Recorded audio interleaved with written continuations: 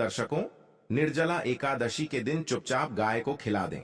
यह एक छोटी सी चीज, उससे पहले दोस्तों जान लेते हैं निर्जला एकादशी के बारे में। हर महीने एकादशी का पर्व आता है, लेकिन ज्येष्ठ महीने में आने वाली निर्जला एकादशी सबसे ज्यादा महत्वपूर्ण होती है। आइए जानते हैं साल 2024 में निर्जला एकादशी कब है। दोस्तों, निर्जला एकादशी तिथि भगवान विष्णु को समर्पित है। माना जाता है इस दिन भगवान विष्णु का व्रत करने से और उनकी पूजा करने से सभी पापों का नाश हो जाता है और मोक्ष की प्राप्ति होती है। ज्येष्ठ का महीना 24 मई 2024 से शुरू हो गया है। ज्येष्ठ माह के कृष्ण पक्ष की निर्जला एकादशी और शुक्ल पक्ष की निर्जला एकादशी दोनों ही बहुत महत्वपूर्ण मानी जाती है। यह व्रत ज्येष्ठ माह के शुक्ल पक्ष की एकादशी तिथि की शुरुआत 17 जून को सुबह 4:43 से होगी। वहीं इस तिथि का समापन 18 जून को सुबह 6:24 पर होगा। ऐसे में निर्जला एकादशी व्रत 18 जून को किया जाएगा। इस निर्जला एकादशी का क्या महत्व होता है दोस्तों? अपार शब्द का अर्थ होता है असीमित, यानी कि निर्जला एकादशी का व्रत करने वालों को असीमित सुख और धन की प्राप्ति होती है। इसी कारण इसे एकादशी कहा जाता है। निर्जला एकादशी समस्त पापों से मुक्ति दिलाने वाली एकादशी में से एक मानी जाती है। ऐसी मान्यता है कि इस व्रत को करने से पापों का अंत होता है। इतना ही नहीं, व्यक्ति को कई तरह के रोग दोष और आर्थिक समस्याओं से भी छुटकारा मिलता है और अक्षय पुण्य की प्राप्ति होती है। पांडवों ने श्री कृष्ण के मार्गदर्शन में इस व्रत को करके महाभारत युद्ध में विजय प्राप्त की थी। दोस्तों, निर्जला एकादशी के दिन स्वर्ग का दरवाजा खुल जाता है, इसलिए इस दिन किया गया दान पुण्य अन्य दिनों में किए गए दान पुण्य से अधिक फलदायी होता है। वास्तव में 18 जून निर्जला एकादशी के दिन अगर आप यह उपाय कर लेते हो तो यकीनन आप पर मां लक्ष्मी की कृपा होगी और आप धनवान बन जाओगे। यदि आप यह एक छोटी और खास चीज चुपचाप गाय को खिला देते हैं तो तत्काल गरीबी आपके जीवन से खत्म हो जाएगी और 33 कोटि देवी देवताओं को धारण करने वाली गौमाता की भी कृपा व्यक्ति पर आजीवन बरसती है। व्यक्ति के घर में कभी भी अन्न धन वस्त्र कमी नहीं होती है। तो दोस्तों, कौन कौन से वे गाय से जुड़े खास और महत्वपूर्ण उपाय हैं जिन्हें यदि आप एकादशी के दिन कर लेते हैं तो दोस्तों यकीन मानिए आपके घर में अन्न धन के भंडार सदैव भरे रहेंगे। इस वीडियो में हम आपको उसी खास और महत्वपूर्ण चीज के बारे में बताएंगे, क्योंकि आपको एकादशी के दिन गाय को जरूर खिलानी है। तो दोस्तों, फायदे के लिए पूरा वीडियो देखना, क्योंकि इस वीडियो में आपको कुछ ऐसे उपाय गाय से जुड़े बताने वाले हैं जिन्हें करने से आपके जीवन के जो भी दुख दर्द संकट है या कामयाबी होने में कोई बाधाएं आ रही, सभी से छुटकारा मिलने वाला है। पूरे 50 सालों के बाद ऐसे दुर्लभ संयोग है, तो पूरा वीडियो देखकर जाना। वीडियो को आगे शुरू करें उससे पहले आपसे रिक्वेस्ट करते हैं कि इस वीडियो को लाइक कर चैनल को सब्सक्राइब कर देना और कमेंट बॉक्स में सच्चे दिल से जय गौ माता लिख देना, जिससे माता की कृपा आपके और आपके परिवार के ऊपर सदैव बरसती रहे। और ज्यादा से ज्यादा वीडियो को शेयर जरूर करना ताकि और लोग भी इस वीडियो के माध्यम से लाभ हासिल कर सके।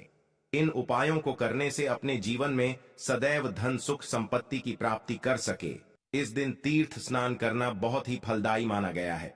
यदि कहीं तीर्थ स्थान पर पवित्र नदी में स्नान करना संभव न हो तो आप क्या करें, घर पर ही नहाने वाले पानी में गंगा जल की कुछ बूंदें डालकर स्नान करने और साथ ही साथ यदि आप स्नान आदि से निवृत्त हो जाएं, सर्वप्रथम तो अपने घर के पूजा स्थान को साफ कर वहां पूजा पाठ करें। जो इस दिन पूजा के साथ साथ हनुमान जी मंगल देवता और भगवान शनि देव की भी पूजा जरूर करनी चाहिए। आपको बता दें कि इस दिन यदि आप हनुमान जी और मंगल देवता भगवान शनिदेव की पूजा करते हैं तो मंगल का ग्रह जनित दोष भी दूर हो जाता है। तो चलिए शुरू करते हैं।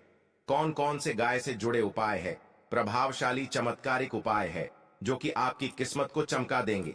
इस पूर्णिमा से आपको लाभ शुरू करते हैं। दोस्तों, सनातन परंपरा में गाय गंगा और गायत्री का बहुत ज्यादा धार्मिक महत्व है। मान्यता है गौ माता के शरीर पर 33 कोटि देवी देवताओं का वास होता है। गौ माता की पूजा करने वाले जातक पर इन सभी देवी देवताओं की कृपा बरसती है। गौ सेवा से न सिर्फ इस जन्म के बल्कि पूर्व के भी दोष दूर हो जाते हैं। अनेक देवी देवताओं को अपने शरीर पर धारण करने वाली गौ माता से जुड़े कई शुभ और अशुभ संकेत भी होते हैं। मसलन गाय का दूध देते समय यदि गाय ठोकर मार दे और सारा दूध बिखर जाए तो अपशगुन होता है। यदि कोई यात्रा पर निकल रहा हो और गाय अपने बछड़े को दूध पिलाती सामने आ जाए तो निश्चित रूप से जिस यात्रा के लिए आप निकले हैं वह यात्रा आप जरूर ही सफल होगी और वह जिसके लिए आप निकले हैं वह जरूर ही पूर्ण होगा। दोस्तों, गाय को कभी भी मारना पिटना नहीं चाहिए। शास्त्रों में गाय को माता का दर्जा दिया गया है। गाय को मारने वाला माता को मारने पीटने वाले के समान पाप का भाग्य समझा जाता है। नरक लोक में वर्षों तक कष्ट भोगना पड़ता है। अगले जन्म पशु योनि में मिलता है। कथा है कि गौतम मुनि ने गलती से गाय को डंडा मार दिया था। इससे गाय की मृत्यु हो गई थी और इस पाप से मुक्ति के इन्हें वर्षों तक तपस्या करनी पड़ी।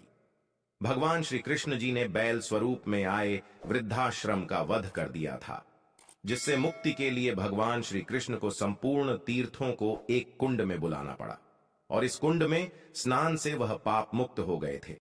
ऐसा पुराणों में बताया गया है। जबकि जो लोग गाय के लिए प्याऊ चार बनवाते हैं वह माह भाग्यवान होते हैं। ऐसे लोग घोर पाप से मुक्त होकर स्वर्ग पाए जाते हैं और बड़े ही धनवान कुल में जन्म लेकर सुख भोगते हैं और साथ ही साथ आराम कर रही गाय को कष्ट देकर कभी भी उठाना नहीं चाहिए। कहते हैं कि जिस स्थान पर गाय बैठी है वहां से नकारात्मक ऊर्जा खत्म हो जाती है। गाय के बैठने की जगह को जो लोग नियमित साफ रखते हैं वह जन्म में किए गए जाने अनजाने में पाप मुक्ति हो जाती है और गोलोक में स्थान पाते हैं। और साथ ही साथ शास्त्रों में गाय के दान को बहुत ही महत्व दिया गया है, परंतु ऐसी गाय का दान कभी नहीं करना चाहिए जो बूढ़े और बीमार हो। कठोपनिषद में मुनि की कथा भी इस संदर्भ में है कि जिस मुनिके ने पिता द्वारा बूढ़ी गाय को दान करने पर आपत्ति जताई थी, दूध देने वाली और बछड़े सहित जो लोग गाय दान करते हैं वह महान पुण्य को हासिल करके स्वर्ग में स्थान पाते हैं। दोस्तों, साथ ही साथ सूर्य चंद्र मंगल शुक्र की युक्ति राहु से हो तो पितृदोष होता है। यह भी मान्यता है कि सूर्य का संबंध पिता से एवं मंगल का संबंध होने के कारण सूर्य यदि शनि राहु या केतु के साथ स्थित हो या दृष्टि संबंधी हो तथा मंगल की युति राहु या केतु से हो तो पितृदोष होता है। इस दोष से जीवन संघर्षमय बन जाता है।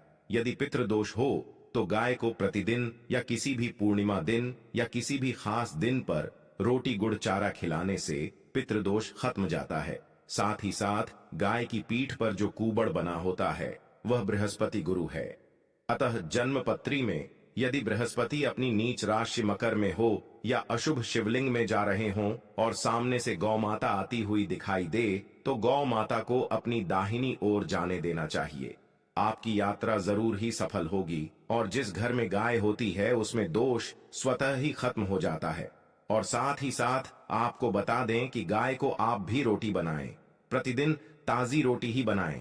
गाय को अगर आपने रोटी बनाई है तो कोशिश करें कि उस रोटी को आप तुरंत ही गाय को दे दें। अगर आप उस रोटी को रख देंगे और उस रोटी को अगले दिन दे देंगे तो वह रोटी बासी मानी जाएगी। गाय को कभी भी बासी रोटी न दें, इससे घर में नकारात्मक ऊर्जा वास करती है और जो भी काम आपके बनने वाले होंगे वह काम भी आप बिल्कुल भी नहीं बनेंगे। इससे आपके घर में हमेशा दर्द देवता का वास रहेगा और आप जिस भी काम उस काम में आपको हमेशा असफलता ही हाथ लगेगी। इसीलिए कोशिश करें गाय को रोजाना ताजी रोटी बनाकर खिलाएं और रोटी को बिल्कुल न रखें। और साथ ही साथ इस खास पवित्र दिन पर आटे की 5 लोहियां बनाकर उनके ऊपर हल्दी लगाई, इसके बाद को खिलाएं। हर एक लोहे को खिलाते समय गाय के सीन पर आप हाथ फेरें, पीठ पर हाथ फेरें, मस्तक पर हाथ फेरें। माता गाय की अब चरणों का स्पर्श करें। दोस्तों, ऐसा करने से आपके समस्त काम बनने लगेंगे। जो दुख का समय चल रहा है वह भी खत्म होगा।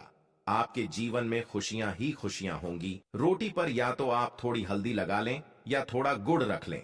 अगर गुड़ ना हो तो आप थोड़ा भी रख सकते हैं। दोस्तों, गाय को कभी भी सूखी रोटी ना खिलाएं। सूखी का मतलब गाय को जो भी रोटी खिलाए उस पर कुछ ना कुछ रख कर खिलाएं।